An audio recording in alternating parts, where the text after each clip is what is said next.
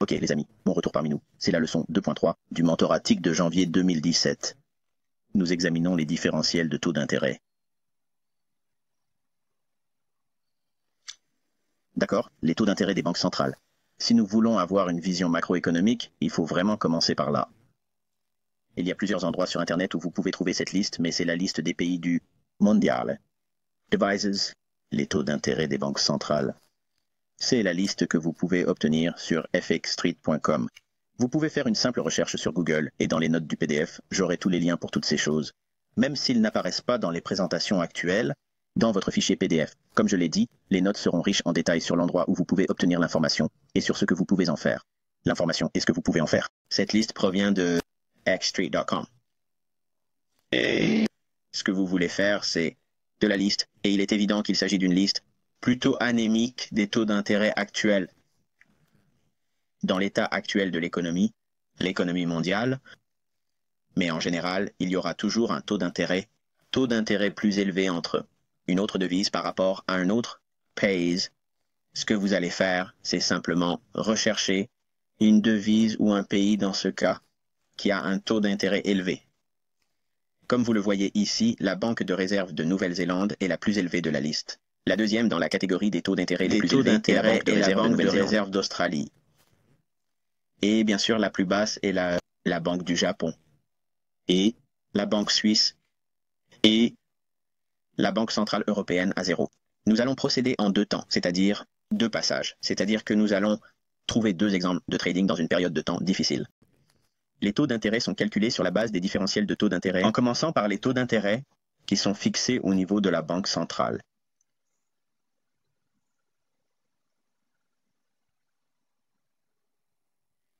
Encore une fois, si nous regardons cela va couper la base fondamentale pour acheter ou vendre une monnaie particulière. Fondamentale pour acheter ou vendre une devise particulière. Il n'y a rien de plus fondamental que les taux d'intérêt. Donc, si nous regardons cela va réduire la base fondamentale pour acheter ou vendre une devise particulière. Si nous choisissons par exemple une devise que nous voulons acheter, évidemment, l'argent cherche le rendement. Il est donc tout à fait logique d'acheter la monnaie australienne ou néo-zélandaise. Si vous vous attendez à une faiblesse dans un pays particulier, pays ou dans l'économie d'un pays, vous pouvez le constater sous la forme d'un taux d'intérêt faible pour cette monnaie ou de ce pays. Banque du Japon, Banque centrale européenne, Banque du Canada, Banque d'Angleterre et même la Réserve fédérale. Il s'agit d'une extrémité très basse de la courbe des taux d'intérêt d'après cette liste.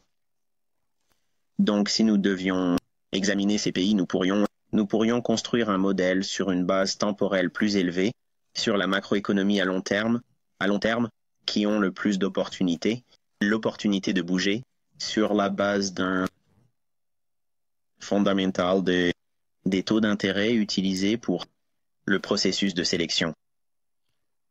En d'autres termes, les fonds chercheront à négocier des devises à haut rendement et les placer contre une devise à faible rendement, et ils chercheront à acheter des devises fortes et à les revendre, les monnaies faibles, et ils chercheront à vendre contre les devises et à acheter contre les devises fortes. En d'autres termes, ils vont acheter des paires fortes et vendre des paires faibles.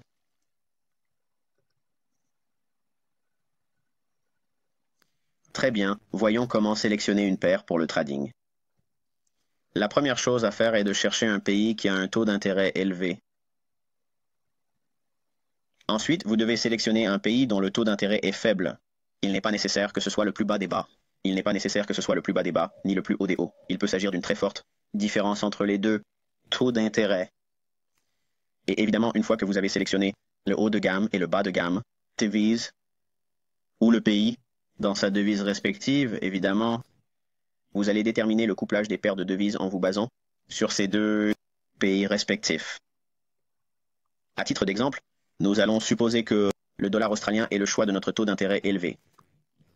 Pays à taux d'intérêt élevé, et le taux d'intérêt est de 1,5%.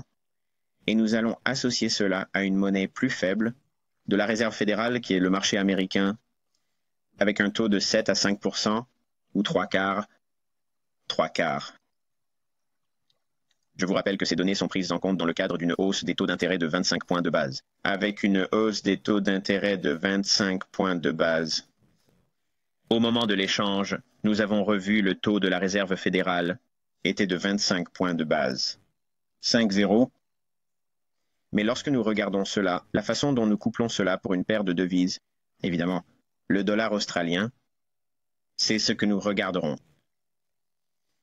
Une fois que nous arrivons à notre devise sur laquelle nous allons nous concentrer en tant qu'acheteurs acheter de la force par rapport à une devise plus faible. Par exemple, l'indice du dollar ici.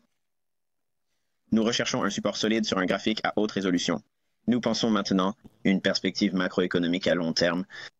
Nous ne recherchons donc que des mouvements importants dans le cadre d'une idée de suivi de tendance au niveau du fond. Mais avant d'en arriver là, nous devons nous attendre à un mouvement important qui sera positionné avec d'importants flux à l'appui.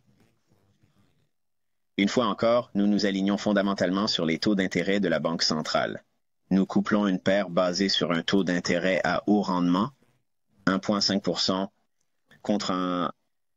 Nous couplons une paire basée sur un taux d'intérêt à haut rendement, 1,5%, contre 1,5% au moment de l'échange. 7 à 5%. Mais dans ce cas, nous devons montrer les chiffres tels qu'ils sont aujourd'hui. Nous attendons les indices de l'argent intelligent qu'il est en train d'acheter. Nous avons passé en revue plusieurs de ces éléments. C'est ce qu'indique le mentorat jusqu'à présent. Mais nous allons revenir sur certains d'entre eux pour cet exemple. La tendance saisonnière et l'intérêt ouvert peuvent le confirmer.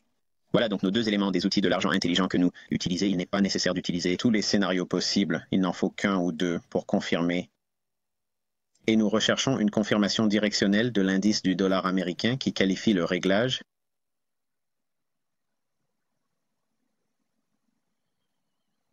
OK, nous allons regarder le dollar australien. Voici le prix au comptant du dollar australien. Et nous avons identifié un niveau de soutien à long terme, un ancien bas, sous la forme de 71,50. Et nous passons à notre contrat de mars du dollar australien, qui serait le contrat actif que vous négocieriez. À la fin du mois de décembre 2016, nous allons ajouter ce niveau de 71,50 sur notre graphique. Vous pouvez voir que le prix a atteint ce niveau en tant que support. Je voudrais maintenant que vous regardiez de plus près ce qui se passe avec l'intérêt ouvert. Comme vous le voyez, l'intérêt ouvert a diminué. Et remarquez, grosse réduction ici. Cette ligne violette qui tombe comme ça, c'est une réduction massive de l'intérêt ouvert.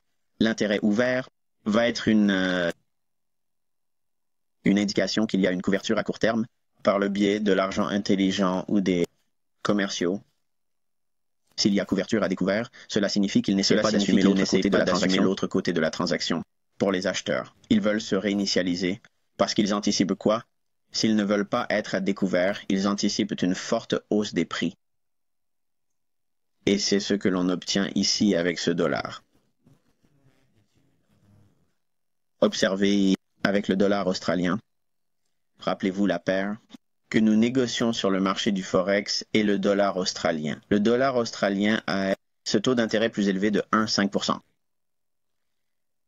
La Réserve fédérale offrait à la fin du mois de décembre, où il a été ajusté de 25 points de base supplémentaires. C'est donc maintenant à 700% pour le taux de la Réserve fédérale. C'est encore la moitié du taux d'intérêt de la Banque centrale australienne. Considérez à quel point cette paire s'est déplacée depuis le niveau de 71,50. 400 plus pips ont été de ce rallye à partir d'un niveau de support plus élevé de 75.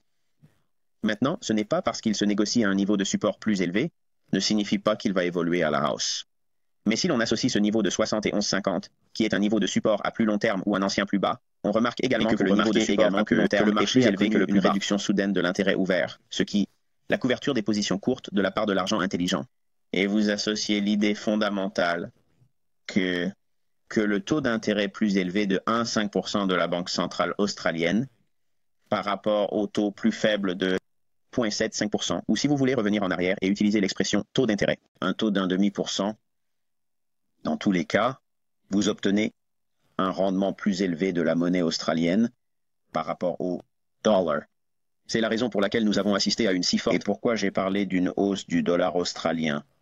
À la hausse comme base de notre enseignement. Tout au long de ce mentorat, nous avons parlé de la hausse du dollar australien avec des niveaux respectifs qui viennent juste d'être atteints avec dollar, comme ce niveau que nous venons de mentionner la semaine dernière. Les fondamentaux, si vous voulez, d'accord, étaient alignés sur le taux d'intérêt de la banque centrale de 1,5%, couplé à un taux d'intérêt plus faible de la Réserve fédérale, taux d'intérêt pour le dollar.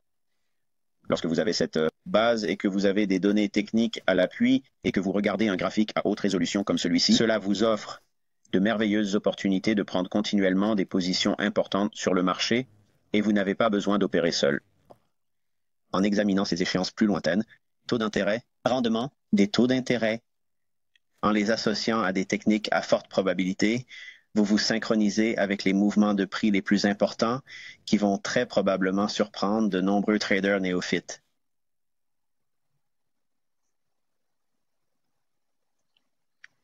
Vous pouvez également constater que nous avons eu un plus haut pour l'indice du dollar, alors que nous n'avons pas réussi à atteindre un plus bas du dollar australien.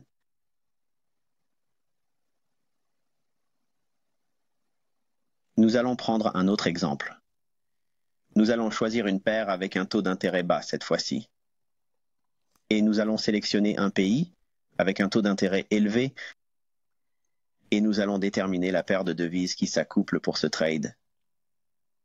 Dans cet exemple, nous allons utiliser une devise à rendement plus élevé, 0,75%.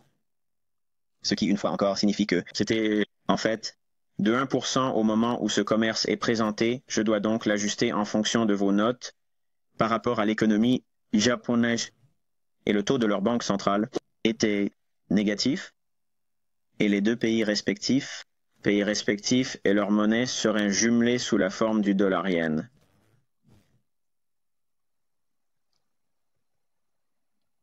Nous allons rechercher une forte résistance sur les graphiques à plus long terme. Nous allons attendre les indices de vente de l'argent intelligent. En d'autres termes, nous voulons voir yen japonais atteindre des niveaux de résistance et qu'il montre des signes qu'il veut se vendre. Et nous attendons les tendances saisonnières ou l'intérêt ouvert pour confirmer l'opération. Et nous attendons une confirmation directionnelle de l'indice du dollar pour qualifier la configuration. Donc, si nous nous attendons à ce que la devise la plus faible est le yen japonais, taux d'intérêt, contre la plus forte des deux, le dollar, qui a le taux de rendement le plus élevé de la banque centrale, nous allons voir le dollar américain contre le yen japonais, augmenter. Car on achète du dollar et on vend du yen. Donc, si nous nous attendons à un yen japonais plus faible en raison de la baisse des taux d'intérêt, le dollar américain va s'apprécier. Cela signifie que la paire que nous avons couplée pour les opérations de change, le dollar et le yen, est la paire que nous allons négocier. Ainsi, même si nous attendons une faiblesse du yen, nous recherchons le contraire pour la paire, de la façon dont elle est formée. La paire dollar-yen va donc se renforcer ou augmenter dans nos graphiques.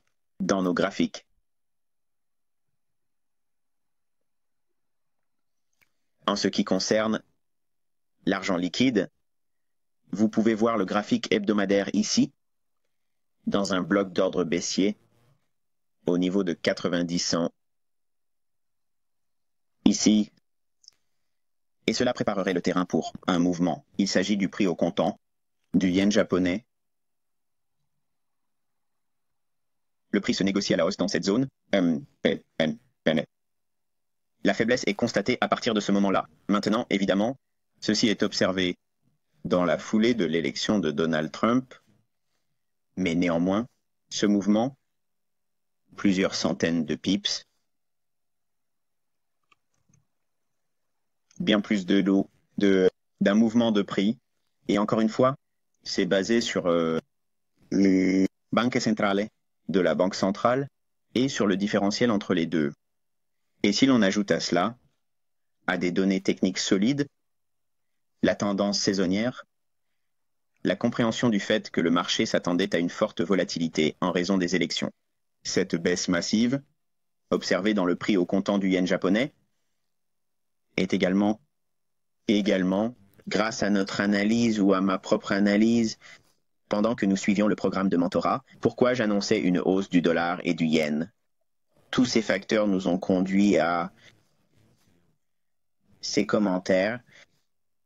Le taux d'intérêt plus élevé du dollar par rapport au taux d'intérêt plus faible du yen. Et l'associer aux techniques que nous enseignons ou que nous utilisons dans le cadre de l'Inner Circle Trader. Cela vous donne ces mouvements de prix massifs basés sur un cadre temporel plus élevé. Prémisse.